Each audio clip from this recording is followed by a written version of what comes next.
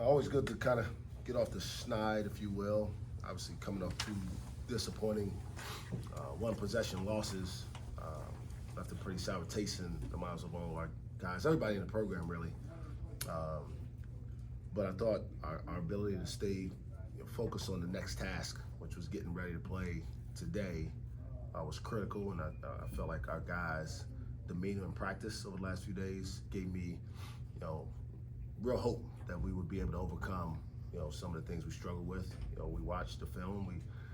Some things that we left on the table. We know that.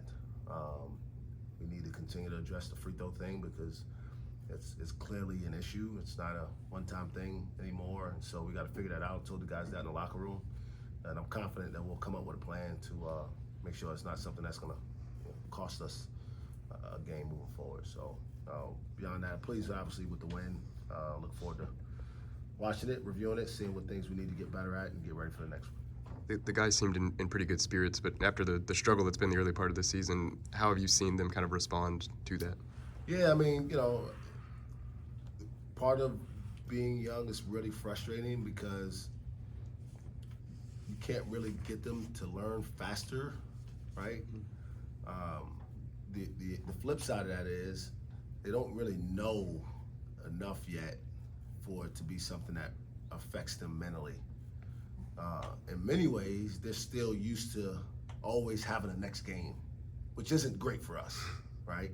But it's good when you need to turn the page at this time of year, if that makes any sense. Yeah.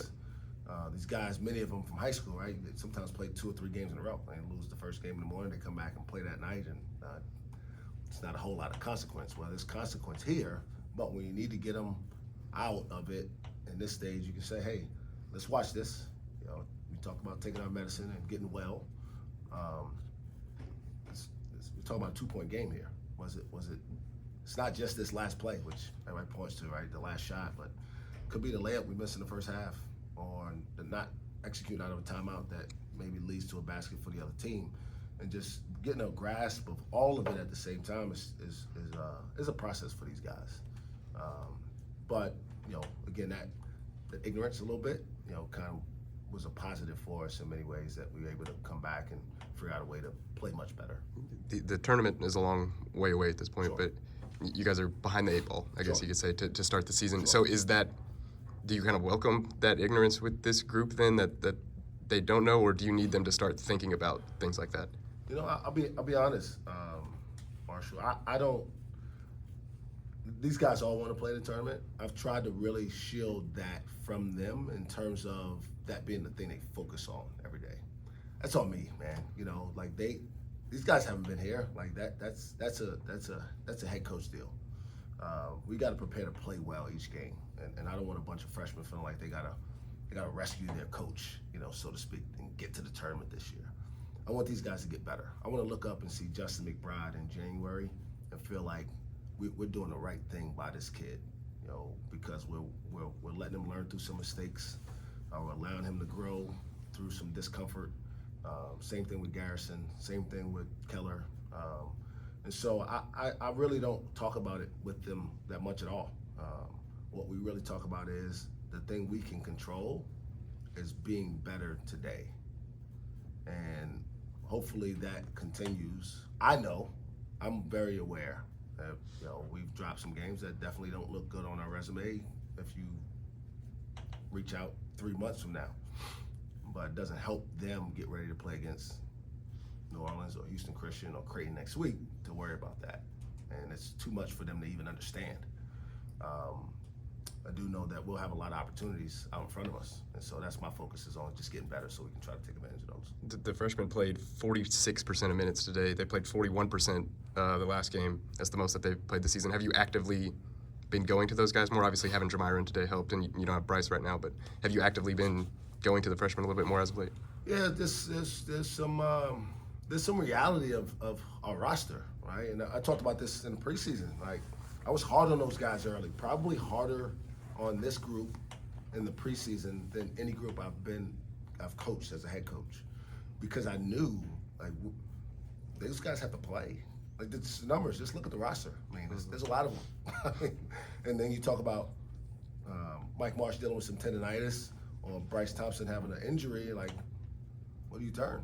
You know, you got to get them ready, and they got to learn on the job. And, you know, BG knows it. Like, there was a couple of those ball screens the other day where he couldn't figure it out with Boynton, right? And that didn't cost us the game. He's got to learn how to do it. It's part of the process with him. And I feel good about what we're doing, in all honesty, because these guys are going to get a whole lot better. And, like, they're going to win a lot of games together if no one comes in and screws up their minds and tell them that they don't need each other. I believe they're going to get better. I don't think that we're at the end of them making mistakes and things that we scratch our heads like tonight. I mean, we're running a play for Brandon Garrison to score, and he doesn't remember it out of a timeout. I mean, I love him to death, like would do anything for the kid, but I was about to just go rip the jersey off him and tell him go to the locker room. Like, how do you forget the play that's for you? But that happens.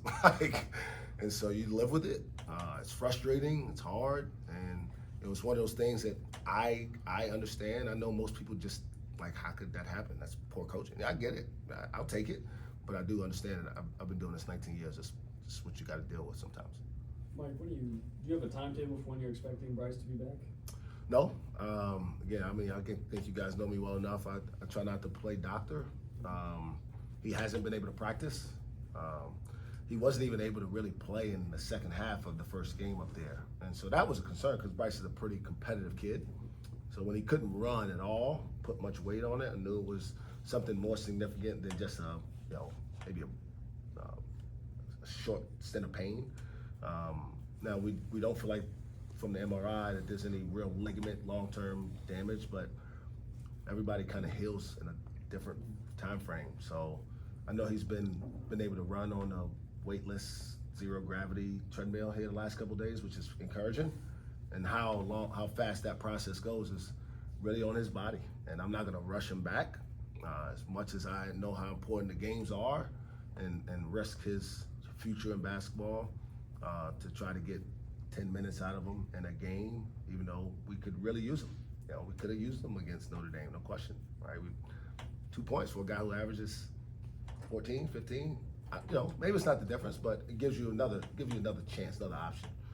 Helps to have Keller back out there. I'm sure you guys see. I mean, we think he can help this team, both ends of the court. It brings a different burst offensively and a different kind of intensity defensively that we don't have in other spots. So to answer your question again, I don't have a specific time frame. We're going to work as aggressively within reason and be responsible with his leg. It's a knee kind of sprain.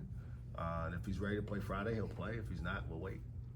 What did you look at Keller tonight, first game in a Cowboys uniform? I think he just lost himself in the game. You know, he'd been really trying to play for about 2.5 weeks. I mean, he wanted to play in the opener.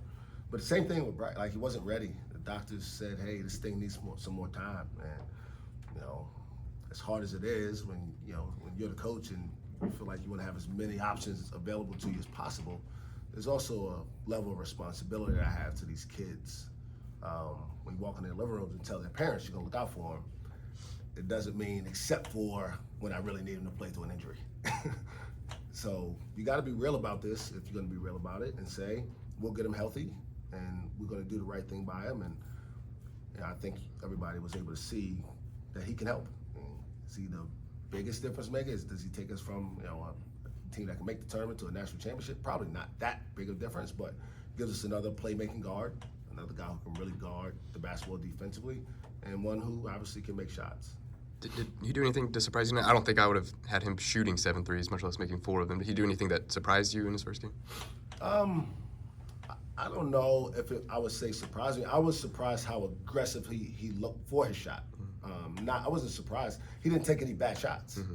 He took open shots. He dunked one in transition. I mean, so just the freedom it looked like he played with.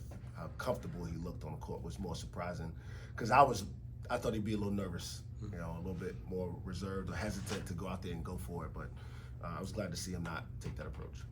Preseason, you said that this team was further along offensively than defensively, and you said that after the second game of the season. 5 games in now, do you feel like they're trending in the right direction to get where you want them to be defensively, or is that still too early to tell, or is it where are you kind of grading? I'll say it this way. we're better defensively now than we were in the preseason. We do better defensive things more often now, but we're still a ways away. And part of it is the sense of urgency when you got 3 guys out there playing that 5th game, right? You get up 11, it's like, no, like they're still trying to win. Like, you got to get another stop. You got to defend again, whether you made the shot or missed the shot. You can't be frustrated by the turnover you made or somebody missed you on a break or you missed a shot. Like, you got to keep guarding through all of it. And we're not there yet. We'll get there, but it takes a little more time with younger guys than with a more veteran team that has that sense of urgency kind of embedded in them. Like John Michael Wright, plus 34, he didn't play a great game, but his awareness consistently on the scouting things, on rebounding, on blocking out, it's night and day between him and Jamiron Keller, who played better, but he's just playing on instincts right now. He doesn't really know what he's doing yet. How much of a balance is that of you gotta go out there and you gotta play experience, on court experience, versus watching game film or running plays or doing things in practice that are maybe not as tangible as a live action against another team you haven't seen all summer? Yeah, both are really important. Practice gives you a chance to do it over. In the game you don't get to do it over. I don't go to a scrimmage at SMU and I just run out on the court and say, hey, stop, everybody stop. I can't do that in the game. I get a technical. We lose the possession. So both are important. You get the reps in practice. You can make them run in practice. I can't stop the game and make them run. Yeah, it's probably not smart. I probably could, but it's not smart. But in the games are where it counts, right? You got to be able to, again, we talk about the free throw thing. Like, we make them in practice. Guys, I can show you the numbers every day. Our shot tracker numbers, they tell us we shoot more free throws than any team in their system. Anybody, every week. But you get out there and you miss one, and now you start thinking about it, or the crowd, a crowd celebrated. It's kind of uncomfortable, but our crowd celebrated a made free throw from our guys. That shouldn't be the case. But I get where they're coming from. I'm tired of watching them miss too, in all honesty. So you need both. The game reps you can't simulate really in practice as much, but you get to do it over as much as you can. Mike, how do you kind of keep a young group focused on, okay, we're not going to win by 30 every night or whatever it was? Sure. How do you keep them focused in that aspect? You just show them the film. I mean, college basketball is different now than it's ever been. And this is not me excusing our losses, right? But you look around, a lot more upsets happen this time of year than probably 15 years ago, let's say. Partly because the transfer portal has kind of leveled a little bit, right? There's really good players at every level of college basketball, and teams that play younger guys like we're doing haven't figured out that every possession of every game matters. So you get up 10, you have a lapse, and you're up 2, and now you feel pressure. Everything's got to go your way, like we talked about in the Abilene Christian game, and it just doesn't work that way. So just every day, man, I've probably been harder on this group because I know they need it, and I need those young guys on the court than I've ever been before, but you still can't simulate it in the game. I think I've broken 3 clipboards already. I mean, Reed literally going to find me here soon, so I'm going to have to stop breaking clipboards. Last couple questions. I think the radio broadcast said Isaiah was supposed to play today. What's Yes, going on? really unfortunate. I hate it for the kid, man, because he's worked really, really hard. He's coming back from his hip. Got better from the hip. Didn't travel so he could stay here and lift and do some conditioning and stuff like that last week. Met with him Sunday, and the thought was he would practice Saturday and Sunday and be ready to be available tonight. And he practiced Saturday well, about as well as he practiced since he's been here. Had a not as good practice, but a good enough practice yesterday. And literally, he landed on somebody's foot the first possession of shoot around today and kind of rolled his ankle a little bit. So I hate it for him. Another setback. You wonder mentally what it does to a kid. We're going to try to continue to encourage him to be positive, because if we ever get him there, we think there's some things that he can bring to the table in a positive manner. Coach, was it in the game plan to try and stop Jerome Johnson today? Yes, it was. We kind of knew that he was going to score, and you guys just need to put more points on the board to cancel out what he was scoring? I don't know about that. I mean, you guys know me well enough. As much as I feel like we're better offensively, I'm still a defensive guy at my core. But when you have a guy who gets as much volume as he does, what you try to do, and I don't think we did a great job of this, is try to make him as inefficient as possible. Guy who plays with me, I've coached against Steph Curry and Trae Young, right? Two of the most high usage guys you could ever imagine. You just got to hope that you can challenge as many of the shots as possible, not put him on the free throw line because he rarely misses there, right? Those are easy points for him. And then over the course of the game, he just wears down, right? He doesn't make the shots later that he makes early, and you get enough different bodies on him that he feels like he's just exhausted from trying to make plays over and over and over again. So I think with guys like that, you never really just play the game long enough to know you don't shut him down. Just try to make it as hard for him as possible. On the free throws in practice, I was just curious if Keaton Page has anything to do with that, with how well he shot free throws. How much of it, or any, is his role in that? I mean, he's there. I mean, he can't shoot him for him. Sure. I mean, it's an interesting question. I don't know if I'm not really sure I even know what you're trying to ask. I was just curious if how much he's in practice, or if he's on the complete other end of the court, or dealing with something else, or how involved he is. We shoot him every conceivable way. We shoot him in small groups. We shoot them as a group. We make them run when they miss. We make them shoot 10 in a row at a time. We make them make 500 before they leave some days. Guys just have to have confidence and a good routine and the right amount of focus. None of these guys are bad shooters. I've coached some bad shooters. I have, in all honesty. But these guys all have pretty good, strokes. They all have something a little bit quirky with their shot. Q thumbs the ball a little bit more than you need to, if that makes any sense to anybody. His off thumb is involved too much, so he doesn't always get great rotation on it. Daly kind of palms the ball a little bit more, so his shot comes out flat some.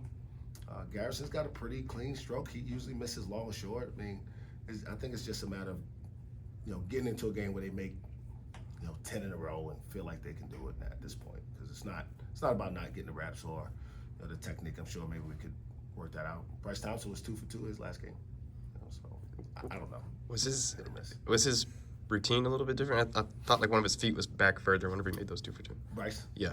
Yeah, he's definitely tried to make some adjustments tactically to his, spacing, balance, and kind of having a more smooth release. I told him after the game against Abilene, I thought he was kind of trying to aim the ball in the basket after a while. And his shot got slower and slower and slower, and all to the point where it's like he was hoping he didn't have to shoot it. Like somebody was saying, "Stop! You don't have to do this." And you can't think like that. Tell him all the time. Listen, there's only 2 things that can happen when you shoot a basketball. You can either go in or you can miss. Like you don't go to jail. No one's gonna shoot you, and you don't get put off scholarship. So just go up there with confidence that you've done this all your life and shoot it, man. And sometimes you got to let caution go to the wind. All right, guys, thanks so much.